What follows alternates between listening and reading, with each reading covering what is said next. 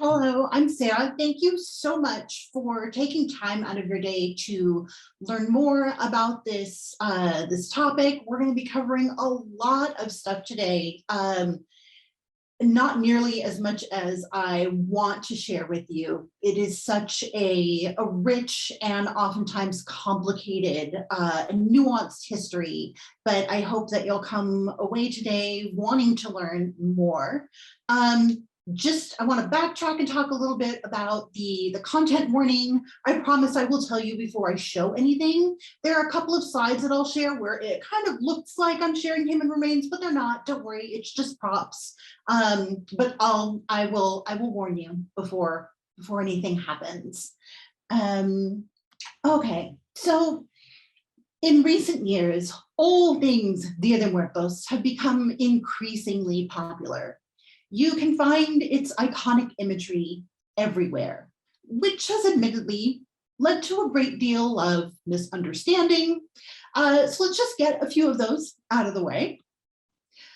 First, Dia de Muertos is not Mexican Halloween. It's not edgy home decor. Yes, that's a toilet seat. It's not a wedding theme. And it's not something that you can buy or trademark like Disney tried to do in 2013. So what is Dia de Muertos? Dia de Muertos is a sacred cultural observance that takes place over a period of days, during which it's believed that the spirits of the deceased are able to return to our world of the living. At this time, we honor them. If you kind of think of it like a family reunion. The key elements of Dia de Muertos include cleaning graves, cemetery vigils, the creation of home altars, and the preparation of special sweets, dishes, the presentation of flowers, candles, incense, and food for the dead. Now, these roots of these practices go back centuries, long before colonization of Central and parts of South America. And these ancestral rites are still practiced under many different names, like Hanan Pishan among the Mayan people in the Yucatan and Northern South America, or Dia de los Difuntos in Bolivia.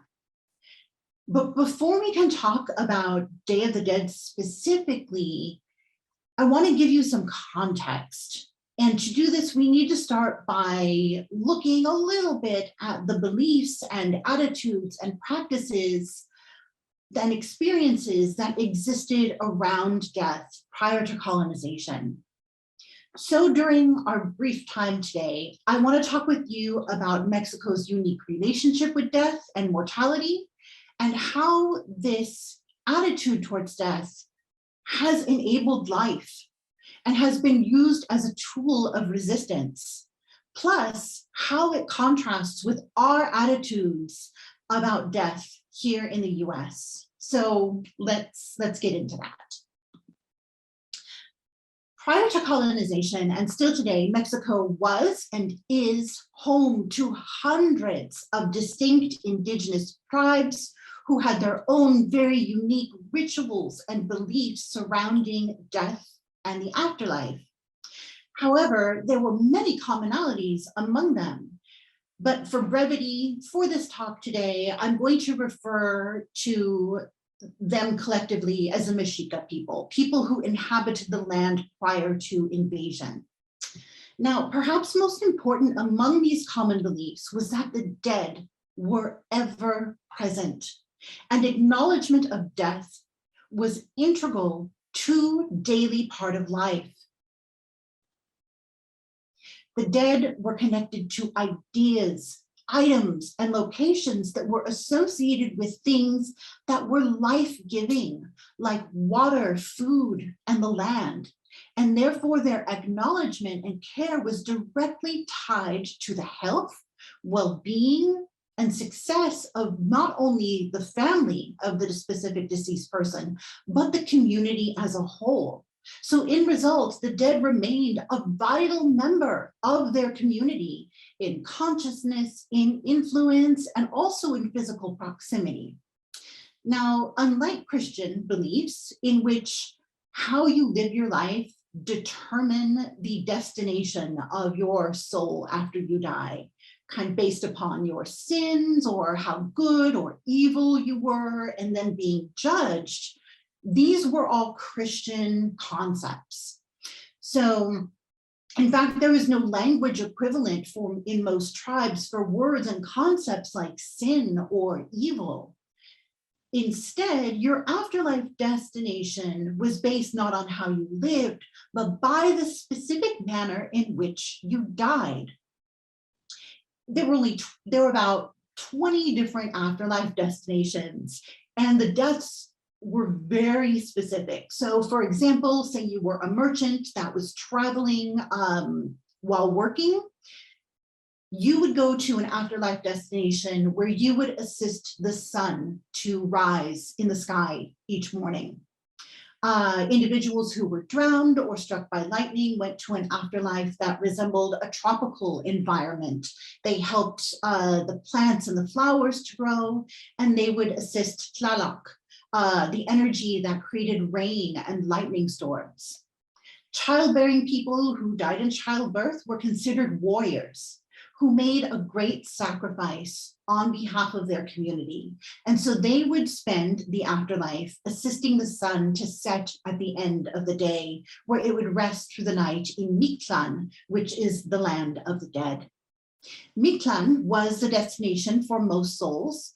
It was a dark but very restful, peaceful place and was cared for by numerous energies of death, primarily Mictlan Tecutli.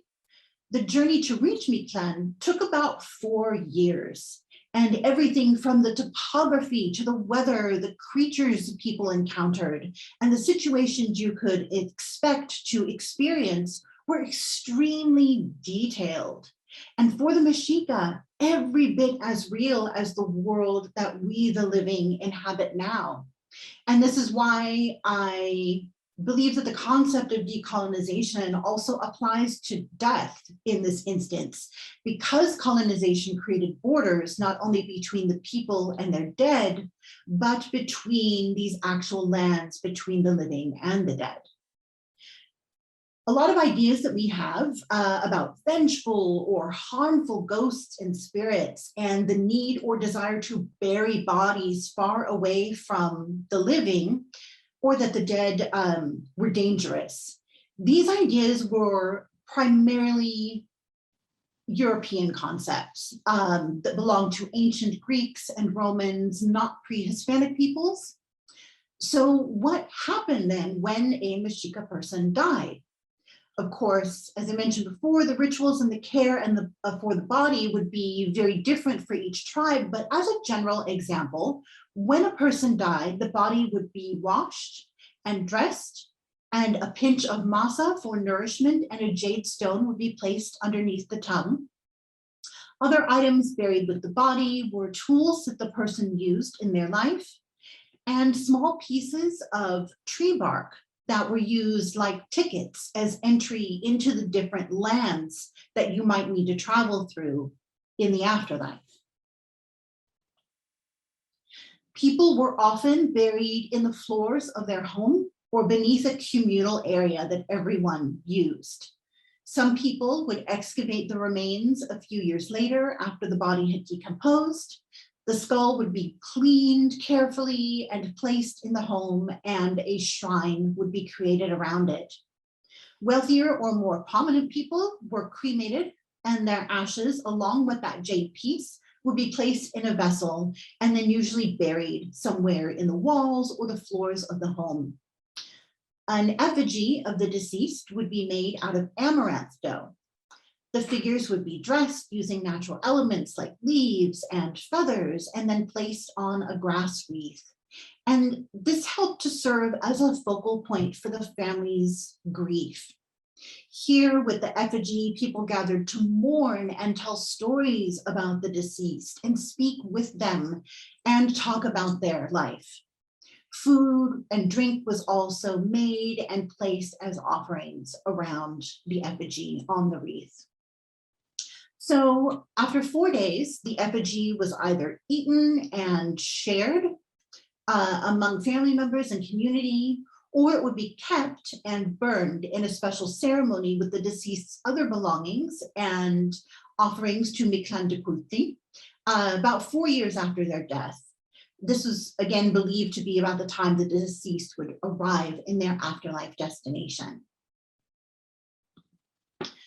Professional mourners were sometimes brought in so that the family didn't feel alone in their grief. And their presence really helped to encourage people to cry and express their feelings.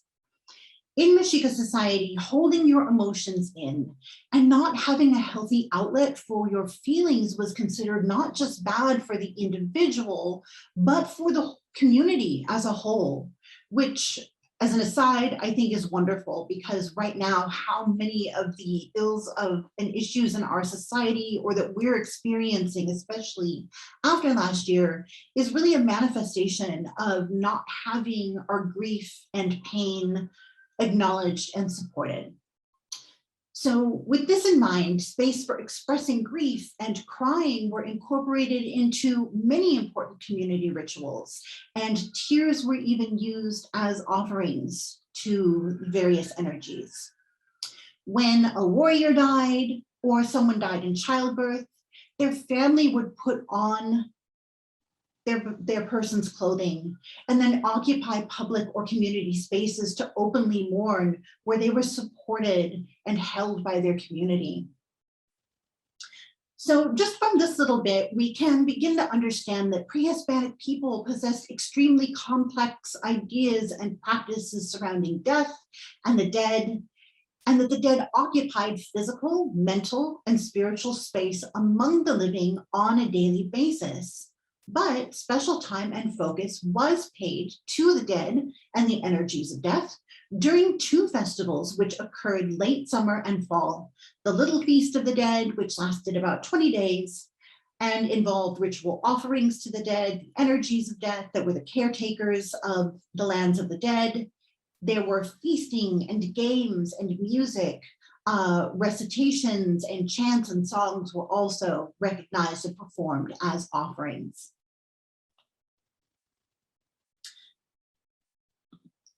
Now, much has been written regarding the horrors of Spain's invasion and colonization of Mexico. As scholar Anne Key states, colonists viewed, quote, Mesoamericans as subhuman and therefore deserving of being enslaved, exploited, and abused by the conquistadors. Rituals and beliefs surrounding death were demonized through the colonial gaze, and the energies, or gods as they saw them, were, quote, characterized as demonic or malevolent specters. In result, every effort was made to eradicate what they considered pagan practices under severe punishment, torture, and even death. In addition to centuries of existing under these threats, the Spaniards passed many laws outlawing the use of sacred tools and practices in a further attempt to weaken the physical body, as well as the spiritual and cultural life of the people. To stop indigenous people from having access to their dead, the Spanish established mandatory burial in church graveyards or churchyards, created laws controlling and abolishing funerary and mourning practices, and they also hit them financially by creating a grave tax.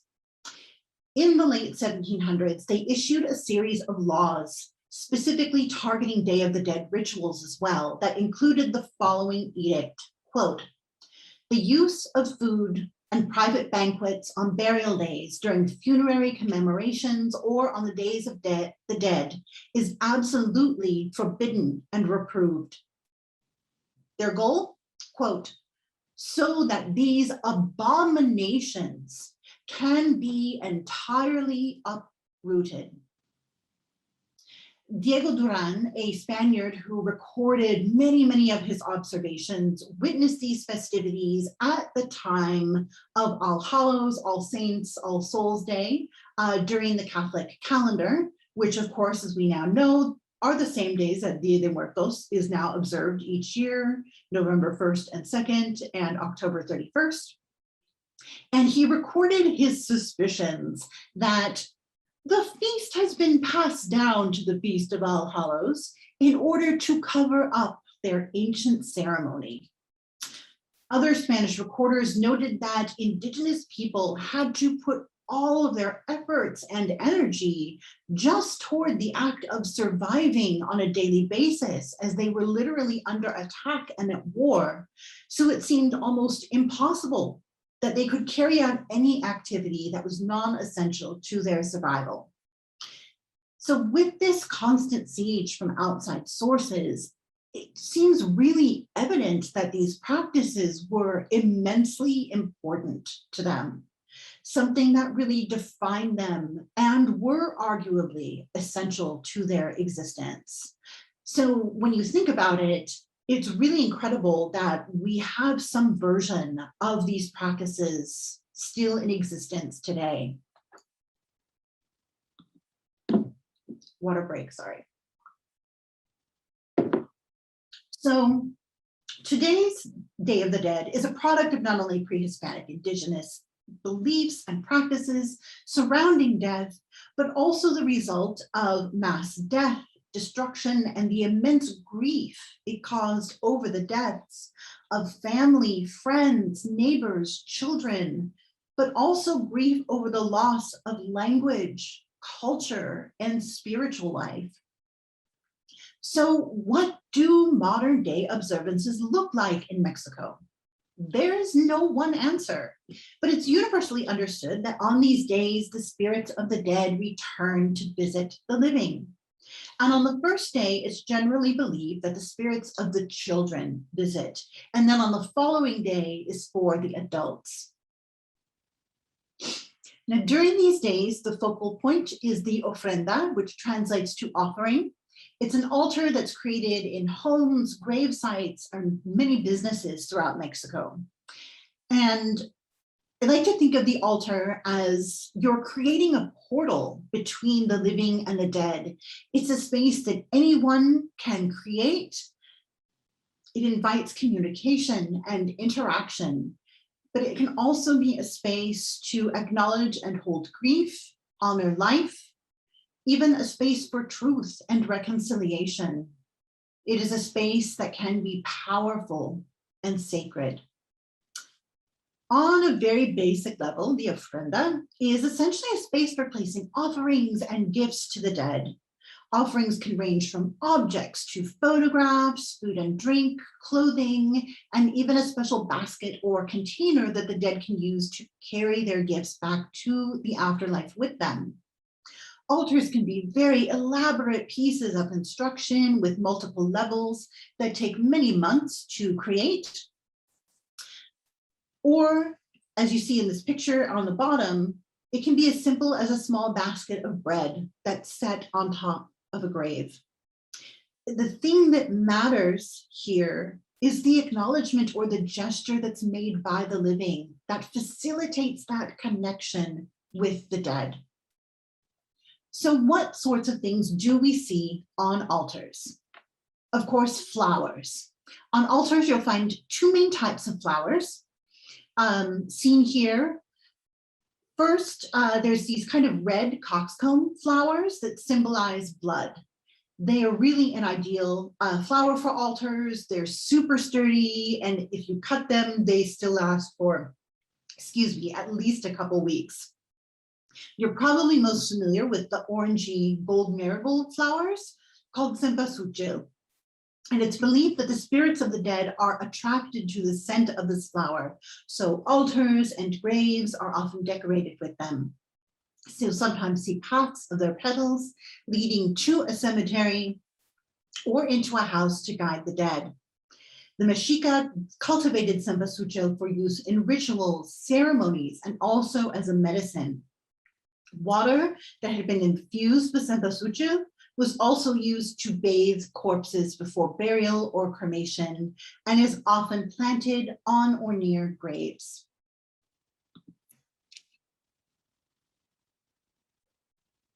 So another common element is the use of copal, which is a fragrant resin that's derived from a sacred tree. And it's burned on home altars and in cemeteries, as it's believed that the smoke from the burning copal attracts the dead, but can also carry prayers and messages from the living to the energies and spirits that reside in the land of the dead. Candles are used to light the way and guide the dead. They're used in many different ways. So sometimes the candles become part of the altar itself, like the really elaborate display seen here that I saw at a cemetery in Tsinsunsan.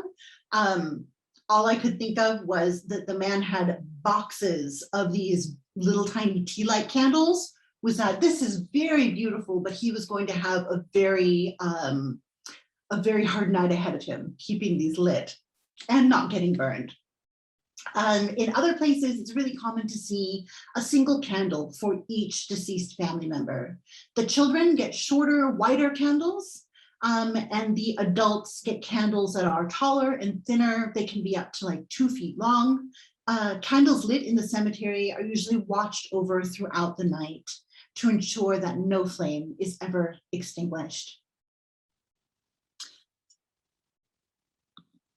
I'm sure everyone is here that is familiar with calaveras, depictions of skeletons enacting the things that we normally do in life: eating, drinking, dancing, riding bikes. These depictions of skeletons were popularized by Mexican artist Jose Guadalupe Posada, who was essentially a political cartoonist.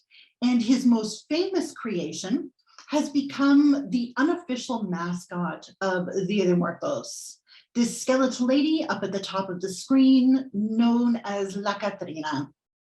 This elegantly dressed skeleton was created by Posada to call out Mexican women who uplifted and embraced Europeanness and denied their own indigenous heritage. La Catrina, as a symbol of resistance, has been largely erased through Western commodification, reducing her to like a look or an aesthetic, but her image is more famous than ever now. And then, of course, there's my favorite part, the food. So the general idea is that you offer things that your person loved the most. So it could be a special dish or a drink. You see a lot of Coke and beer cans, sometimes milk for the children, and little sweets and candies. Of course, the most common or familiar items are sugar skulls and Fandemuerton, bread of the dead. Let's talk about sugar skulls first. It sounds like I'm going off topic, but I'm not. Just stick with me. So, each year on American Halloween, of course, we participate in the act of ritualized begging, trick-or-treating, which has its roots in a similar ritual that has existed since the Middle Ages throughout the UK and was called souling. On All Souls and All Saints Day, November 1st and 2nd, people, often children, would go door to door offering to pray for the souls of the household's dead in exchange for a soul cake, which was just like a small cake or a cookie. And there are many different versions of those. Some are oat cake, some are kind of like a shortbread cookie, depending upon the region. And in Mexico, this is where the sugar skull comes in. Now, there is a lot of debate about the sugar skull's exact origins. Some believe that it is tied to the pre-Hispanic rituals and festivals that I mentioned earlier, as well as funerary rituals in which people would sculpt the effigies made out of amaranth. Amaranth was a grain that was used in many sacred rituals for birth and death, so of course it got outlawed. And because of this, people may have substituted sugar instead. Now, colonists introduced sugar and sugarcane to Mexico, and the desire for these sweet substances increased very rapidly.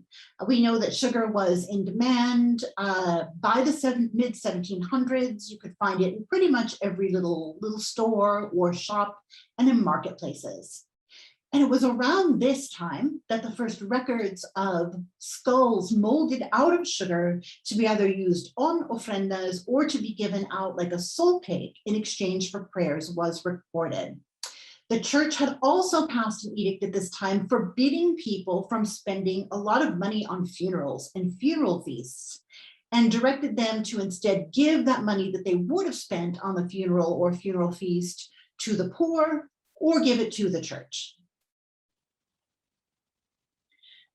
So at this time, children and others would approach funeral processions, asking for una calavera or a calaverita, and they would be given a little sugar skull and maybe some money in exchange for prayers for the deceased. So today, this ritual exchange of giving sugar skulls has transformed into giving people that we care for, family members, co-workers, friends, sugar skulls that are sometimes customized with the recipient's name across the forehead. Giving a sugar skull is a sign of affection and care, as well as a reminder of mortality. So on its surface, it's this symbol of love and death, right? But on this deeper level, then the sugar skull also has this very dark history of colonization. As colonists' arrival in Latin America not only introduced sugar, but death on a mass scale. So the impact of colonization on our diets still impacts us today. We're here in the US, Latina people experience health issues that are directly connected to westernized diet. Diabetes, heart problems, inflammation, gluten sensitivity. So in another way, the sugar skull also serves as this symbol of colonization and food and death, but also one of indigenous resistance to be able to continue and adapt sacred practices through the centuries with this ingredient. The other most recognizable food item is Fandemuerton, bread of the dead. You can find it for sale everywhere, in panderias, inside the cemetery, grocery stores, and even in the Starbucks throughout Mexico. The most common variety in the US and northern Mexico is this one at the top of the screen that you'll probably recognize. It's round, so it's in a shape that symbolizes the cycle of life and death. And at the top, you'll see is often a little round piece of dough that appears as the skull, and then the 4 long bones dissecting the grave mound that also honors the 4 directions. Other varieties are dough-shaped into corpses and dusted with colored sugar. In Oaxaca and Bolivia, you'll find these little bread babies with the faces called tantahuahuas. Now, last year, through the pandemic, we saw this new variety start to emerge, right? We began seeing bread with masked faces of healthcare workers and coffins even garnished with these little COVID-19 pieces here. So the last food item that I want to mention, because it's too good not to, is in the Yucatan, there is a special tamale cooked in an underground oven called a pib, and it's made during Hanaf-Bishan. The meat, typically a pork or a chicken, symbolizes the body, and sometimes a red cabbage is included in the mixture as well. That symbolizes the blood. The dough symbolizes the skin. And then all of this, of course, is placed in a banana leaf and wrapped in the banana leaf. And this act of wrapping is supposed to mimic the shrouding of a corpse. Then this little corpse tamale is then buried or placed into the ground to cook. It's buried and then later exhumed. So this exhumation part is what you want to remember, because I'm going to talk about the corresponding ritual a little bit later in the talk. So just as we have our own very specific regional and cultural traditions for holidays here in the US, Dia de Muertos is observed in many, many different ways. And in many places, indigenous people carry on many of their unique traditions and rituals. So examples range from very large, public, elaborate events to extremely intimate and hands-on. I'm just going to share with you a few examples of what I have had the privilege of experiencing over the years. I'm going to start with the super big commercial example. So Mexico City's Dia de Muertos parade began in 2016, and it was started by the government as a way to capitalize on the popularity of a fictional Day of the Dead parade from a James Bond movie, which is just as weird as it sounds. I was at the first and the third years of the parade, and they're beautiful spectacles created for tourists. However, in the few short years that it's existed, it has also become a place to acknowledge some present day communal experiences of death and mourning. For example, in 2017, 270 people lost their lives after an earthquake. Most of the victims were from Mexico City. That year, a parade included a float to honor the dead. You see a photo of it here on the slide. And people leading the rescue efforts accompanied the float. It was made of their hard hats and of rescue tools. When the parade returns next year, actually just in a few days, I expect to see a tribute to coronavirus victims. But what I do not think we will ever see anytime soon is acknowledgement of the country's unnatural deaths due to violence. After all, this is an event first and foremost for the delight and pleasure of tourists, not for the people.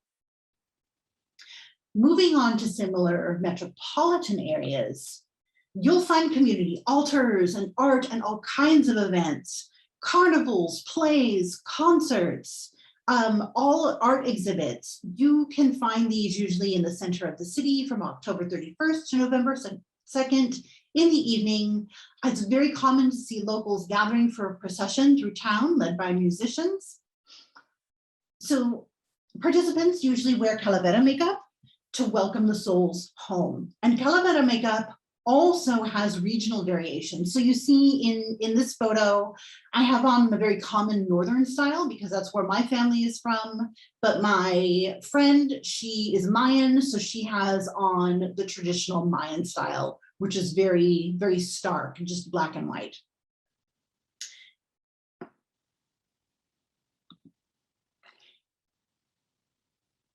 In the Yucatan, Mayan beliefs and traditions are practiced for Hanal Pishan. In the main cemetery in Mérida, the dead are welcomed by priests, Mayan priests. Here, traditional instruments are played, indigenous languages are spoken, and copal is burned to welcome the spirits and reunite the families. Traditional clothing is worn and residents silently walk in a procession through the cemetery. It is absolutely beautiful. In this small village near Tzintzuntzan, primarily populated by Purépechua people, if your loved one died during the past year, an altar is set up for them not in the cemetery, but in the home. Neighbors bring offerings of bread and fruit, and people are welcomed into the home to visit the altar and place their gifts. Guests are typically offered a tole, a corn-based drink, and a soup called pozole. Both of these are pre-Hispanic dishes that are made today for everyday meals, but also for special rituals. And here in the US, we make them for holidays a lot. Excuse me. This is a ritual that I really love, as you have both the family and the community nourishing the dead and interacting with the dead. And then the gift of food is exchanged between the living family and community as well. So on this one altar, you'll see that the family made an effigy of their loved one who died using his clothing. So we can still see that the act of creating effigies of the dead exists hundreds of years later. Cemeteries everywhere are typically bustling with activity. People are cleaning and decorating graves. Children are playing tag. Families are sharing a meal. The family dog comes to visit. Roving musicians are playing music and vendors are selling snacks. The air is heavy with the scent of flowers and food and copal, and the mood is full of life, sometimes joyful. Remember that the cemetery is a colonial space. And I find it interesting that if you mention any of these activities taking place in your average American cemetery, it will never fail that someone will come along and label this behavior as disrespectful and undignified and claim that actions like this are disrespecting the dead. And yet today, even here, the people resist and honor these spaces with life.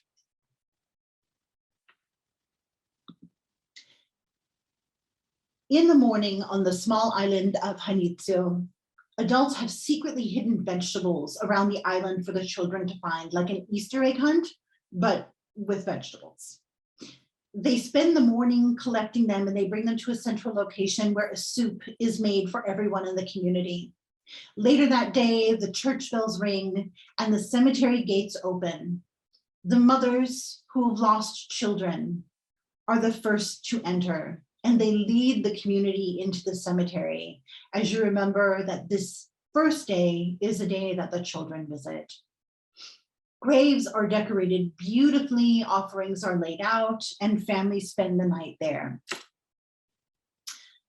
So with these few examples, I hope this gives you just a little idea of how this special time is spent throughout Mexico. But what about Dia de Muertos in the US? So public Dia de Muertos observances, festivals, exhibits, events got their start in the early 1970s as a direct response to a time of cultural and political unrest in the Chicano community. This was a time when civil rights issues regarding education, farm workers' rights, police brutality, and war gave birth to the Chicano movement.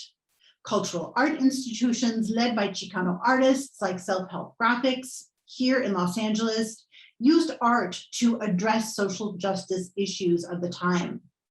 Some of those issues were farm workers being exposed to toxic pesticides and inhumane conditions that led to preventable deaths, deaths as a result of police terrorism and brutality in the community, and the fact that during the Vietnam War, a disproportionate number of Chicano soldiers died in the war and yet were not even afforded the same privileges as others in the country that they were dying for.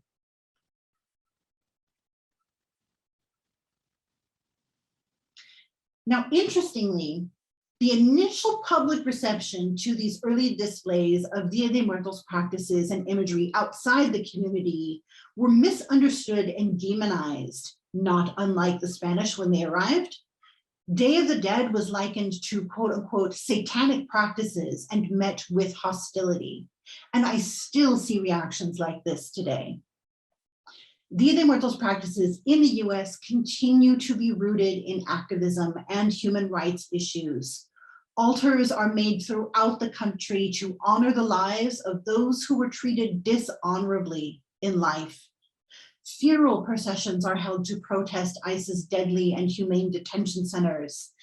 Death and Day of the Dead imagery is frequently used in today's protests on issues of food and labor justice, immigration, education, gendered violence, health and safety practices, and so much more.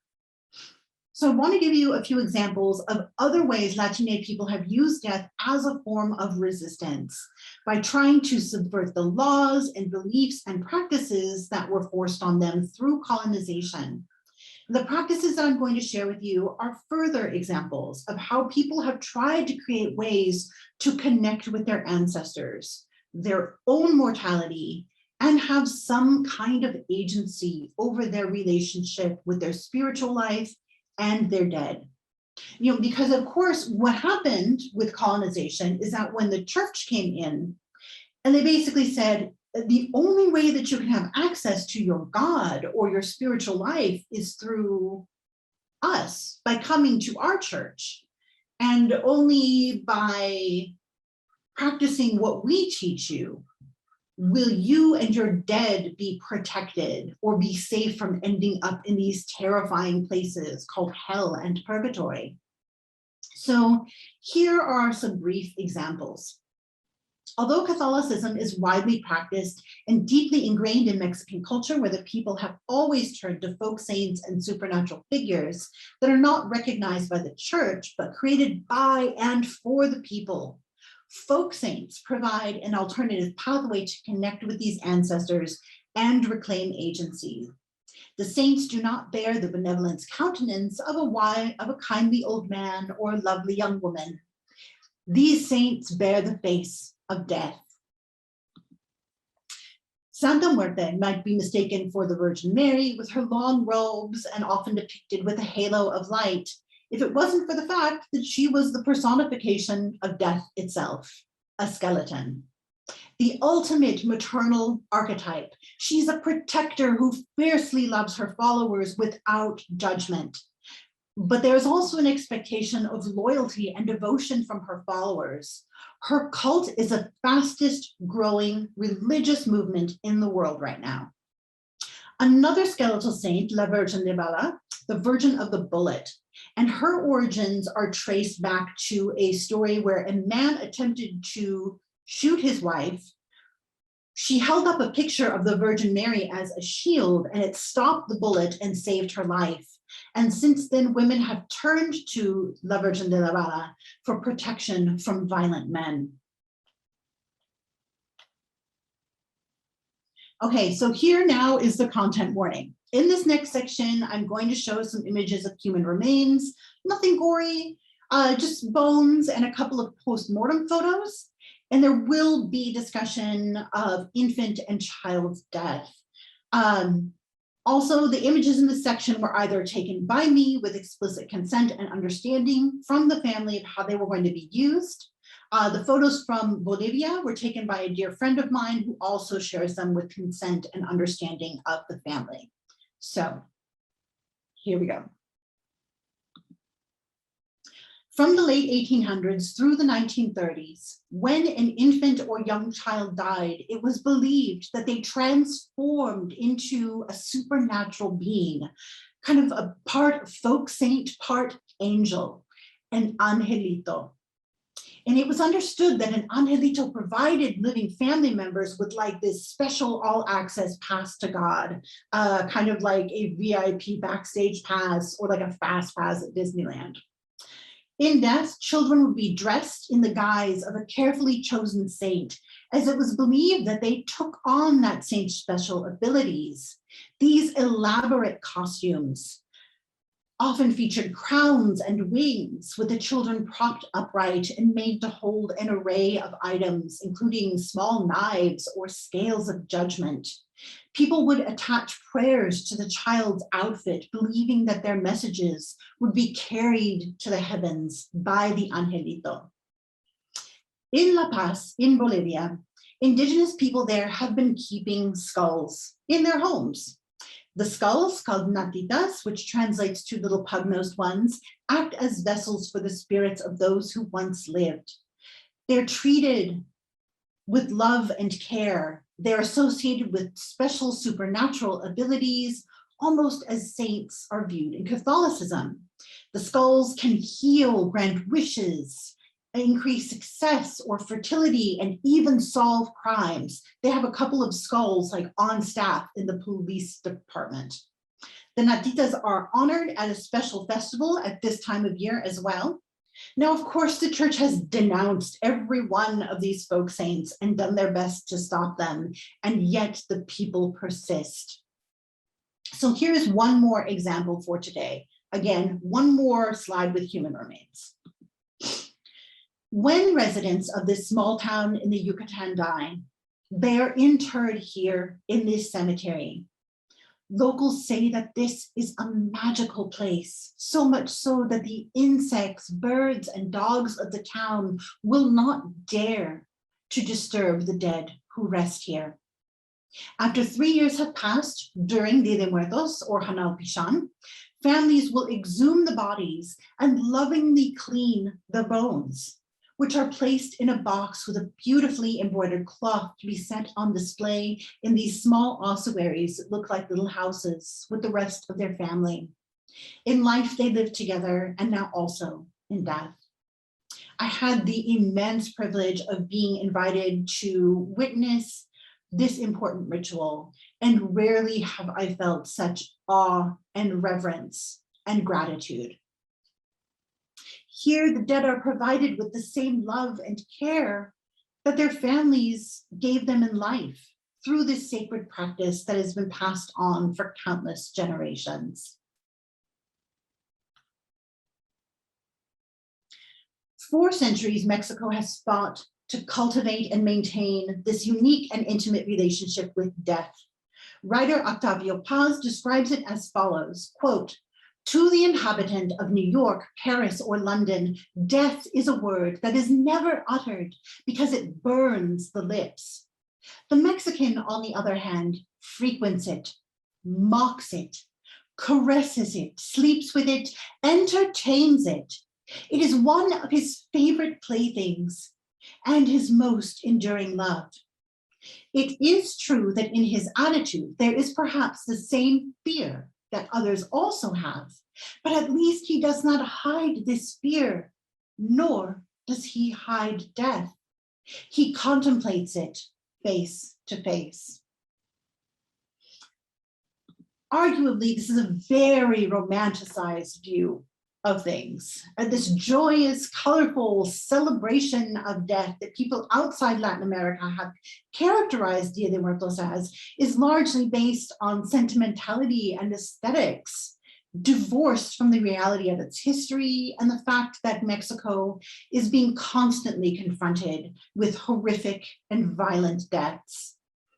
They have not been afforded the privilege of denying or hiding from death.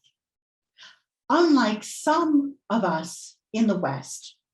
In contrast, our society in the US views the dead as creepy and dangerous, an attitude that empowers a $20 billion funeral industry that thrives on this reluctance to face or even think about death. In result, our interactions with death and our dead are mediated through for-profit entities. Our grief is commodified and stigmatized and medicated. A continuing relationship with our dead is something that we're told to get over and move on from, and to do otherwise is deemed morbid and unhealthy. So many of us are shielded from healthy engagement with mortality, death, and grief that we have become, for the most part, a death and grief illiterate society. So it should come as no surprise that so many people are attracted to the traditions and practices of Dia de Muertos, which are filled with history and meaningful ritual. But more often than not, it ends up getting reduced to appropriation through consumption and aesthetics. So my goal here today is not just to share with you or like educate you. I just hope that in some way that maybe you've been inspired to evaluate your own relationship with the end of life. What if we as a society didn't hide death, but also contemplated it face to face? What would our culture look like if instead of fear, we met the most mysterious and painful and transformational aspect of our lives with compassion and clarity? That's what I leave you with today. If you want to find me or ask questions, you can find me at those places. We've only got a couple of minutes left. I'm sorry I went on so long, so there's not a lot of time for your questions, but you can find me and ask me. And I'll be happy to answer and share when I can. That's what I've got for today. Thank you so much for having me.